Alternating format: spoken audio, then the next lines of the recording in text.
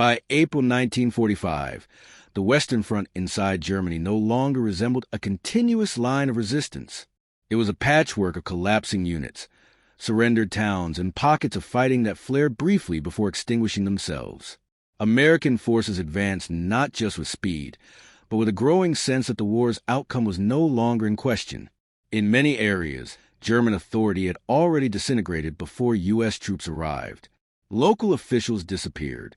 Party offices stood abandoned. White flags appeared in windows without orders from above. Civilians understood what their leaders would not say aloud. The war was lost. As American units moved deeper, civilian contact increased. There were no longer clear front lines separating soldiers from families. Infantrymen passed kitchens, courtyards, schoolyards turned into rubble. Children followed cautiously at a distance, curiosity overcoming fear. Food became the unspoken center of these encounters. Soldiers noticed it immediately. The thinness of civilians, the hollow eyes, pots simmering with almost nothing inside.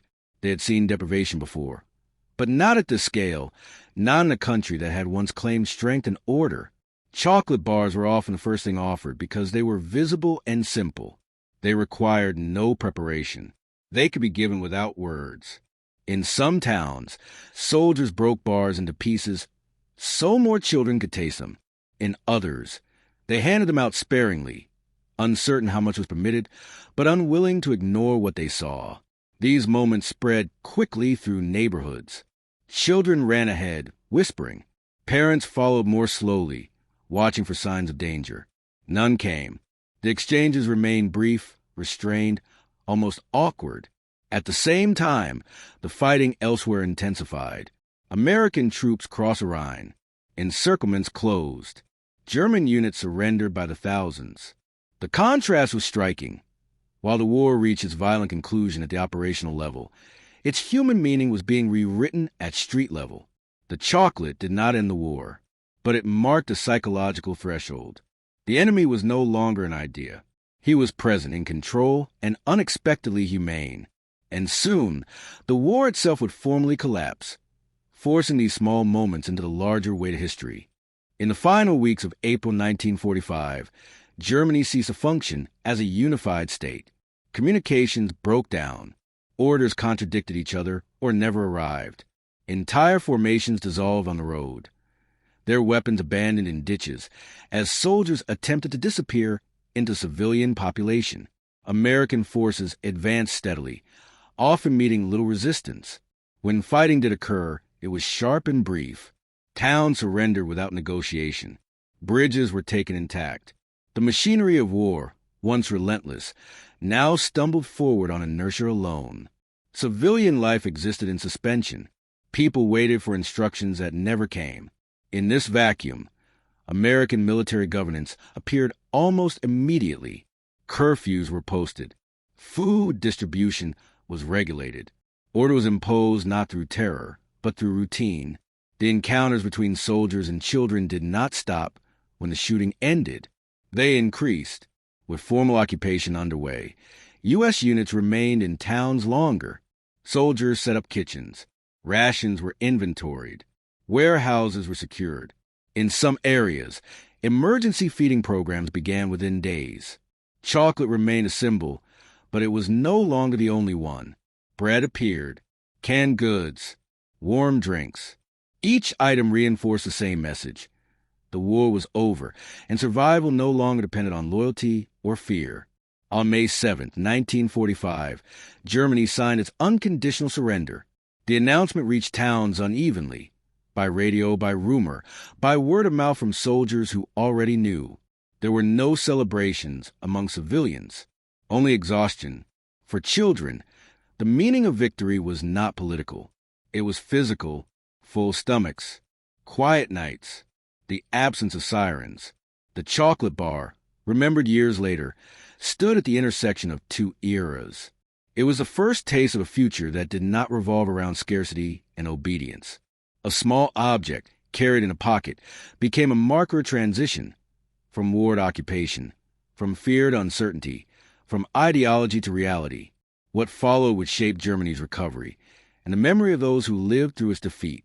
The immediate aftermath of the war's end brought a fragile calm to Western Germany. Towns that had witnessed artillery and occupation now faced the immense task of survival without guidance from a functioning government. Families emerged from basements and shelters, measuring the ruins of their streets and homes. Many discovered that their communities had been spared complete destruction, though the damage was still profound. Roofs were missing, windows shattered, and rubble-filled roads. Yet among the devastation, small signs of stability appeared, often delivered by the Americans themselves. U.S. Army units quickly transitioned from combat to administration. Officers and non-commissioned soldiers organized relief efforts, assessed local needs, and began rationing distribution for civilians. Local food stocks were cataloged. Military cooks opened kitchens in schools, churches, and commandeered buildings. Even small gestures, like handing chocolate bars to children, were part of a broader approach, maintaining discipline, securing trust, and demonstrating control without cruelty. Reports from American units noted the reactions of German civilians with a mixture of surprise and pragmatism. One officer in the Rhineland wrote that children gathered around without fear, expecting nothing, and we could see astonishment in their eyes when we handed out rations. Soldiers observed parents' cautious smiles, often hesitating between gratitude and disbelief. This was not propaganda. These were precise, consistent human reactions to the sudden appearance of abundance. For many German children, these moments were transformative.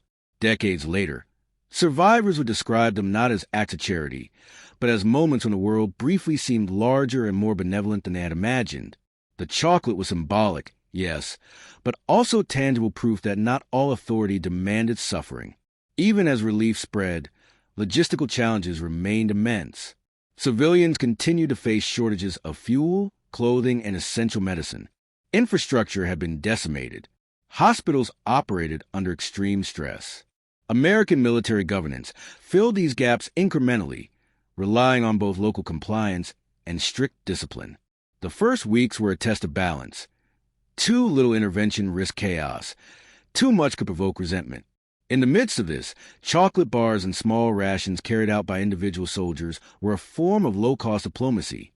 They communicated that life could resume, even in small ways. Children learned trust through tiny hands reaching for candy. Parents watched, absorbing an unspoken lesson. Victory and survival did not have to arrive with brutality. As weeks turned into months, the presence of the U.S. Army began to shape daily life in Western Germany. Streets slowly emptied of rubble, markets reopened, and food distribution stabilized under military supervision. American reports emphasized both the scale of devastation and the remarkable resilience of civilians who had endured years of scarcity. Children who had once measured life in ration cards now began to see small variations in supply, fresh bread, canned goods, and occasionally chocolate, appearing in towns where weeks before there had been nothing. The psychological impact on civilians was profound. German families had spent years conditioned to fear the enemy and endure deprivation. Now, they encountered a foreign army that was orderly, disciplined, and unexpectedly generous. Photographs taken by embedded U.S. war correspondents show clusters of children staring in disbelief, hands extended towards soldiers who knelt or stooped to hand out small treats. These images, later published in military and civilian archives, illustrate a subtle but unmistakable shift. Fear giving way to cautious curiosity, and suspicion replaced by tentative trust. Adults, too, register the difference. For mothers and fathers who had long feared looting or abuse, the restraint demonstrated by soldiers became a quiet lesson in the power of authority without coercion. Orders from command emphasized humane treatment, and enforcement of these standards was strict. Soldiers who handed out rations were following both regulation and conscience, but the effect on local populations transcended bureaucracy. The small interactions accumulated into a broader narrative. The occupier could be disciplined, the enemy could be restrained, and the end of combat did not require cruelty. These experiences entered post-war memory. Children who received their first taste of chocolate from an American soldier often recalled it as a defining moment of innocence reclaimed amid devastation. Oral histories collected decades later revealed that the simple act of sharing rations shaped perceptions of the Allies, influencing not just immediate gratitude, but a long-term understanding of the occupier as human, capable of kindness. Meanwhile, U.S. authorities expanded relief efforts systematically. Emergency feeding programs, medical care, and logistical support moved from towns to villages and then into rural areas. This structured intervention stabilized communities that had once been on the brink of collapse, allowing life to resume, even if slowly. The legacy of these first, simple gestures endured, in memory, in trust, and in the realization that recovery often begins with the smallest acts of humanity. In the quiet streets of post-war Germany, a chocolate bar was more than confection. It was a marker of survival, a bridge between fear and trust, a tangible measure of humanity amid devastation. For children who had known only hunger, for parents who had endured the collapse of authority in society, it was proof that life could be given without cruelty, and that power could be exercised with restraint. The moment illustrated a broader truth about warfare and history. Battles are not only won by weapons or strategy, but by the human choices surrounding them. A soldier's discipline, a commander's foresight, and the simple act of sharing sustenance can reverberate across generations. These gestures do not erase suffering, but they can redefine memory, reshaping how the past is recalled and how reconciliation begins. In many ways, the chocolate symbolized the turning of an era. The U.S. Army had not only defeated an enemy, but also confronted its own responsibility in victory. Its logistical abundance became moral authority. Its restraint became a lesson. And for those German civilians, the first taste of chocolate was a first taste of a future no longer dictated by fear. History often remembers wars in terms of battles, losses, and political treaties. Yet sometimes it is in the smallest acts, in a child's outstretched hand, in the quiet restraint of a soldier, that the most enduring lessons are found. The arrival of chocolate in hungry hands reminds us that even amidst destruction, humanity persists, and that the echoes of mercy and discipline can shape a society long after the guns have fallen silent. This was not simply the end of a war. It was a moment when the ordinary met the extraordinary, when scarcity met abundance, and when the smallest gestures revealed the potential for a new beginning.